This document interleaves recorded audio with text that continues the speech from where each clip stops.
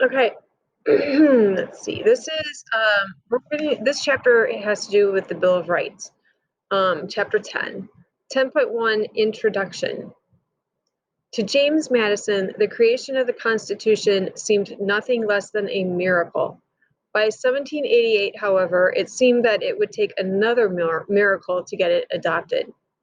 The adoption of the Constitution depended upon ratification. Ratification means approval by 9 of the 13 states. Ratification started off smoothly with Delaware, Pennsylvania, New Jersey, Georgia, and Connecticut all saying yes. Then came Massachusetts, where opposition ran strong, so they were against approving the Constitution. When the Massachusetts Ratification Convention met early in 1788, defeat seemed certain, so they were going to turn down the Constitution. Opponents objected that the Constitution did not list the rights of the people. Many delegates said that they would not vote in favor of ratification unless such a list were added at once. In desperation, the Constitution's supporters, the Federalists, we've been talking about the Federalists, and the Federalists are the ones that support the Constitution. They looked to John Hancock, the state's governor. Hancock had stayed away from the convention, pleading a painful attack of gout. In fact, he was waiting to make an appearance until he could be sure to be on the winning side.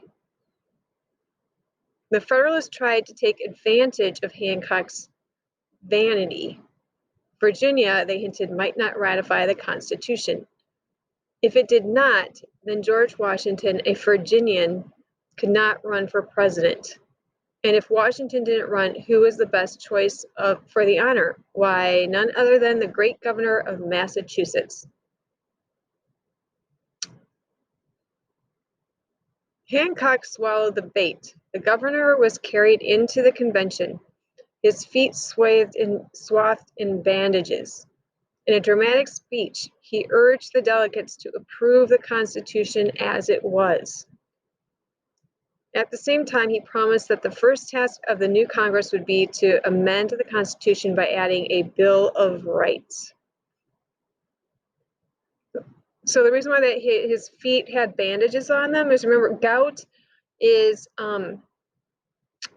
so they said that he was staying away from the convention because of the gout, which it has to do with like your feet swell up. So that's why he came into the convention with the bandages all over his feet. And he convinced the people, the delegates at the convention, the Massachusetts Convention, to approve the Constitution by promising them that they would add a Bill of Rights. Remember, this is what the whole chapter is about, the Bill of Rights. The vote was close, but Massachusetts chose to ratify, so they approved it. The Federalist strategy, ratify now, amend later, also worked well in other states. By the end of 1788, the Constitution was the law of the land. In this chapter, you learn how Federalists made good on their promise to add a list of rights to the Constitution.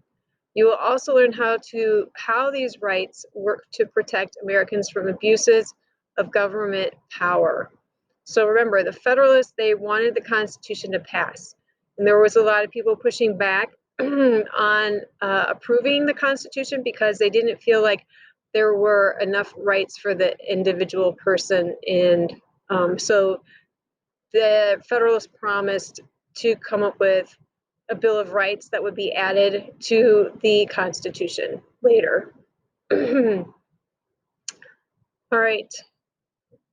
So the Bill of Rights, chapter 10.1.